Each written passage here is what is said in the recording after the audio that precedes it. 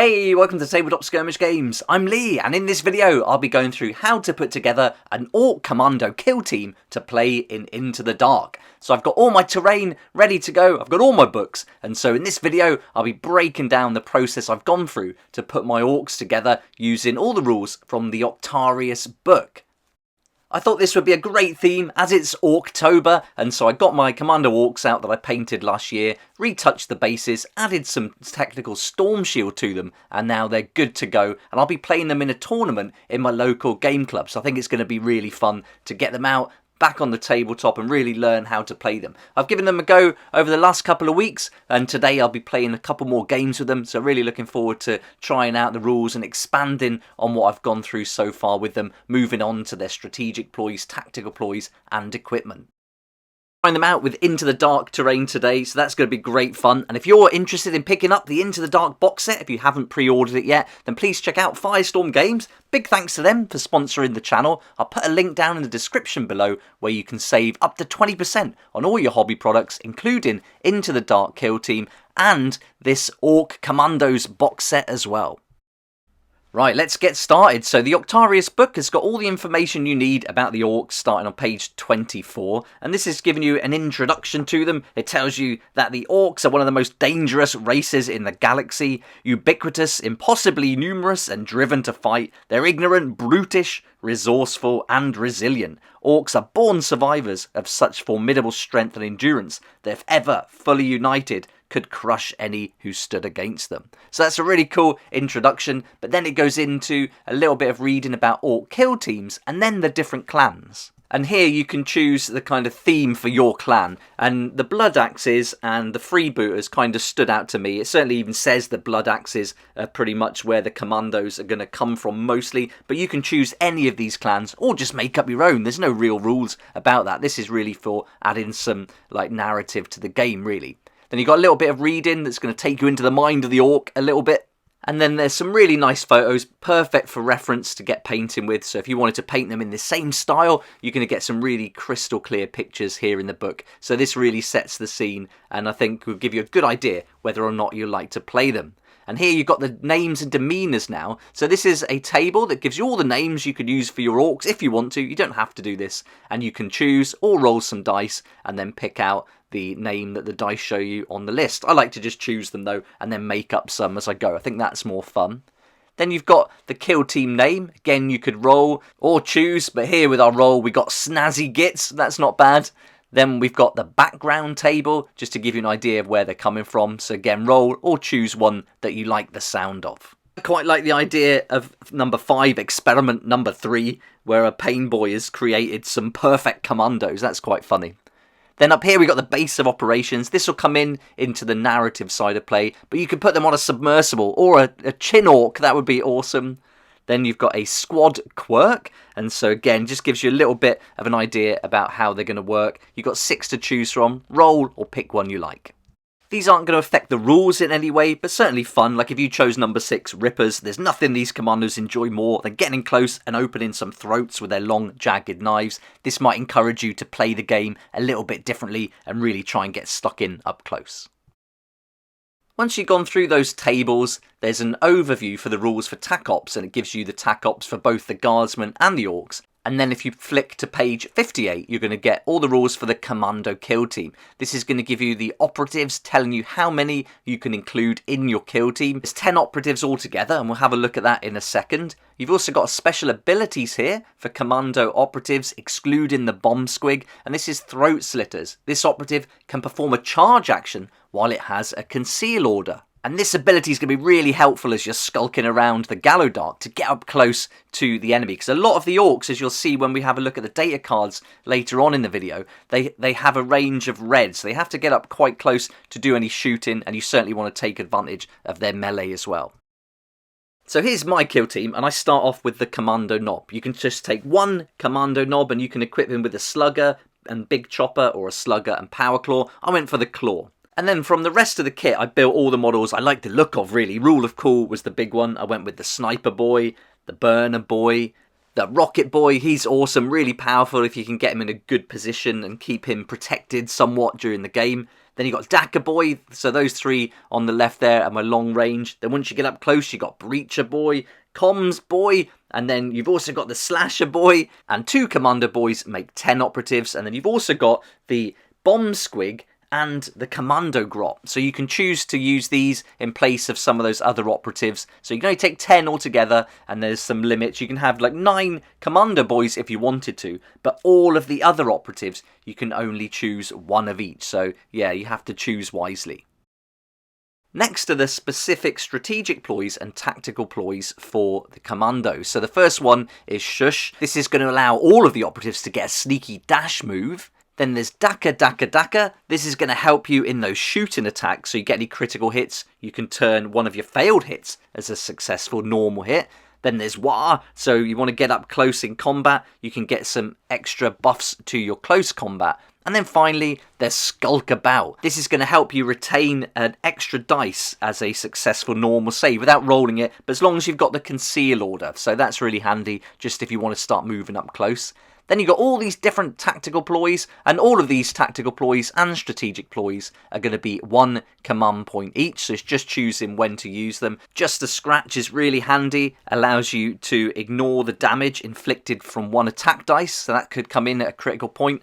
Crumpum's really good to get a free fight action at the end of the firefight phase. And then there's Sneaky Git. This is a really cool one to use when you set up your operatives. You can place them anywhere on the battlefield. You choose 1 and you can place them anywhere on the battlefield with a conceal order, and then there's some other conditions like they've got to be within black of heavy terrain and more than red from enemy operatives and the enemy drop zone. So really handy if you want to get something in a strategic position at the beginning of the game.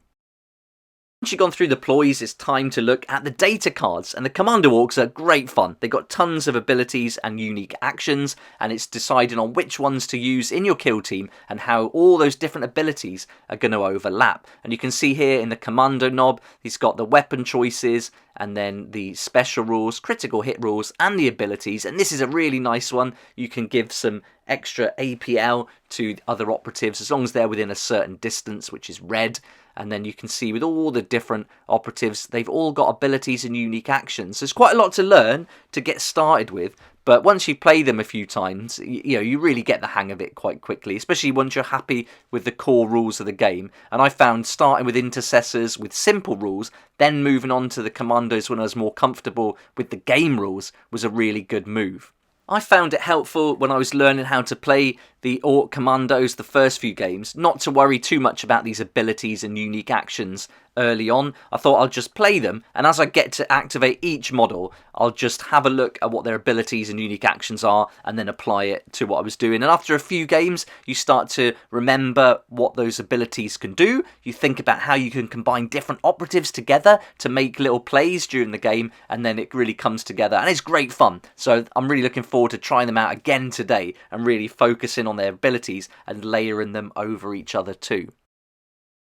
Once you've gone through the data cards, then you've got the equipment. Now, if you're playing in the different game types, if you're playing match play or a narrative, then you can take equipment points. You can take 10 with you, and so at the start of each game, you can prepare 10 points worth of equipment and assign it to your operatives. I quite like dynamite for the Commando Orks. 4 equipment points though is quite a lot to take out, and then also smoke grenade, which is 3 equipment points. And then out of everything else, I wasn't really that excited about anything. The sledgehammer's okay, but I'm not a big fan of the stun rule. But it might be handy just to add a sledgehammer in there. But I'm probably going to end up going with dynamite with 1 operative and then give a smoke grenade to 2 others. So 2 smoke grenades, 1 dynamite. That's what I'm thinking about taking in, and just really adding to that idea of being sneaky, use the smoke to get into a good position, and then set off some dynamite and blow some other enemy operatives up. That'd be great.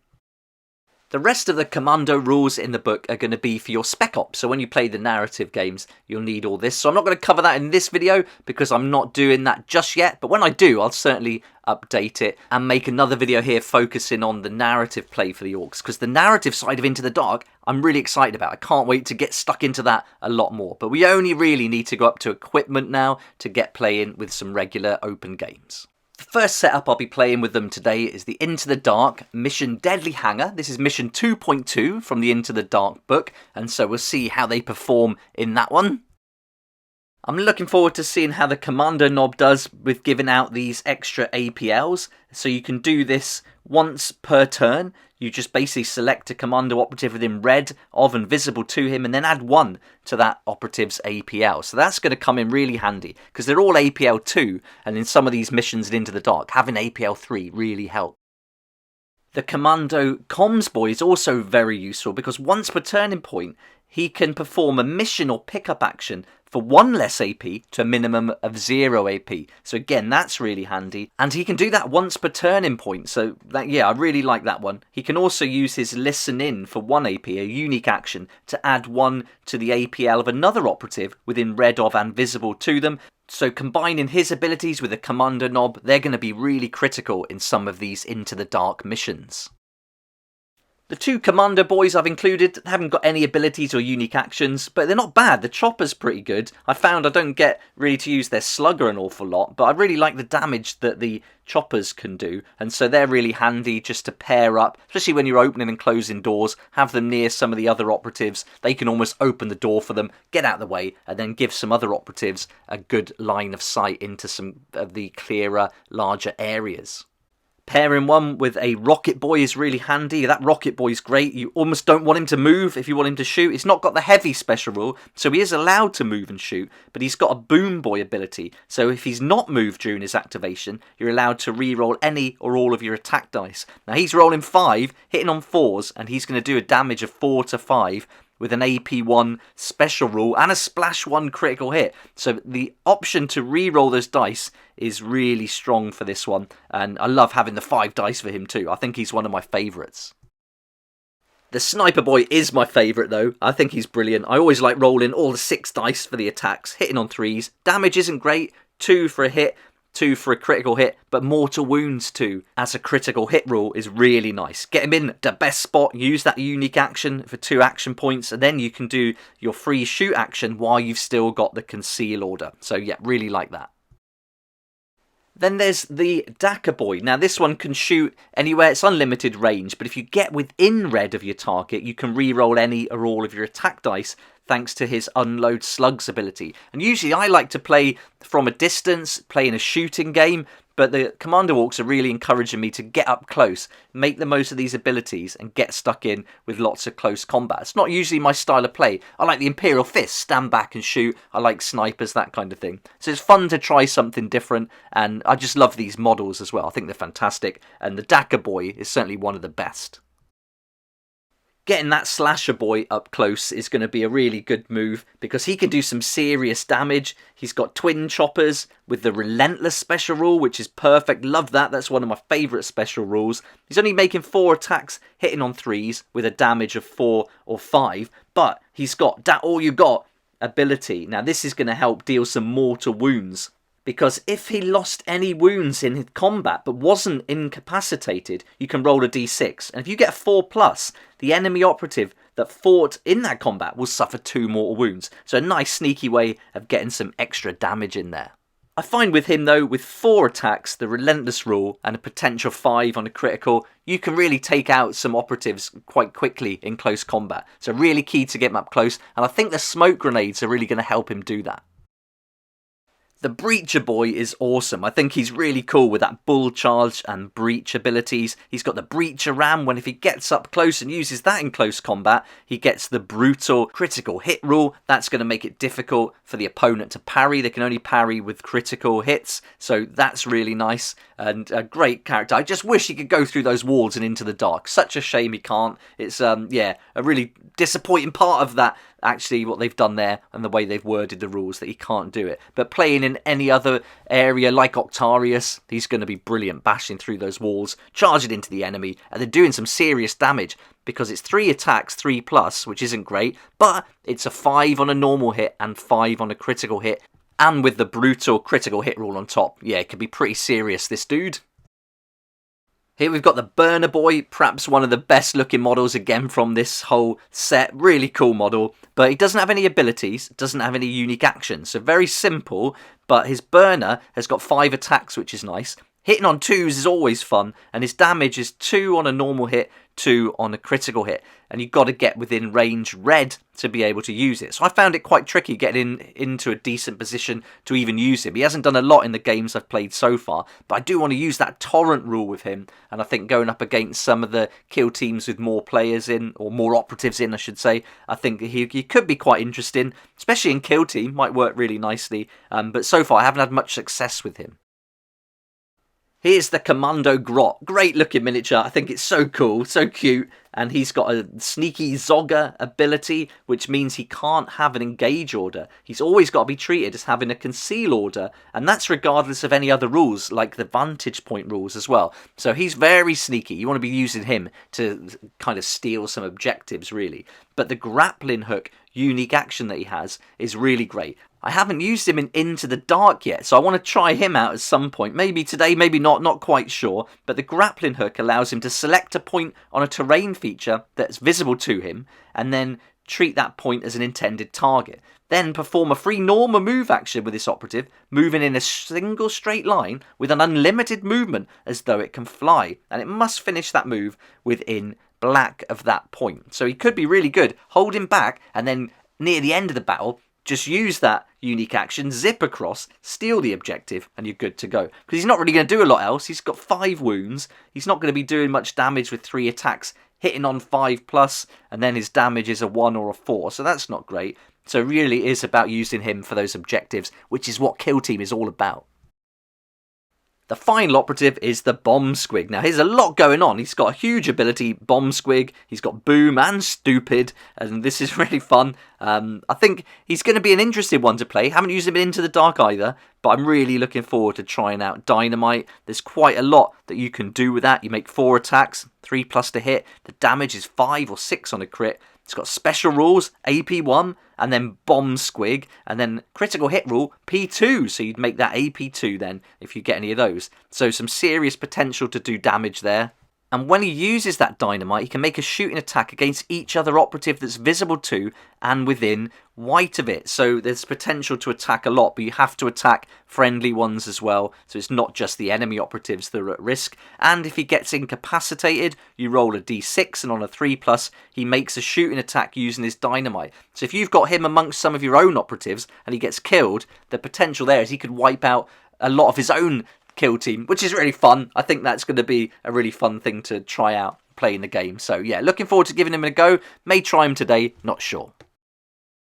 So there we go, that's how I've put together my Commando Ork kill team, and I've had a great time going through the book, learning those rules, picking out the different operatives, although I built most of them as I wanted them to be anyway in the first place, but really happy with how they've played so far. Can't wait to really get to grips with them and play them a lot more. But I hope you enjoyed this video and it gave you a good idea of what it entails to put together an Ork Commando kill team and a little overview of what they can do. As I play them more and I start doing the campaigns in Into the Dark, I'll certainly be doing a lot more videos because I'm really enjoying this kill team, and I'm glad I chose them for Orktober and for the one I'll be playing in my local tournament. So thanks again for watching. If you've got anything you want to add to this, please do in the comments below. I'd love to hear how you play your Commando Orks, any tactics you like, what's your favourite operative. Be great to hear what you think. But for now, thanks so much for watching. Please like if you like it, subscribe for more videos like this, and don't forget to hit the notification bell too to join me here next time on Tabletop Skirmish Games. I'd like to say a huge thank you to my Patreon supporters who make these daily videos possible, and if you're interested in joining the community, it'd be awesome to see you there, and I'll put a link for that in the description down below.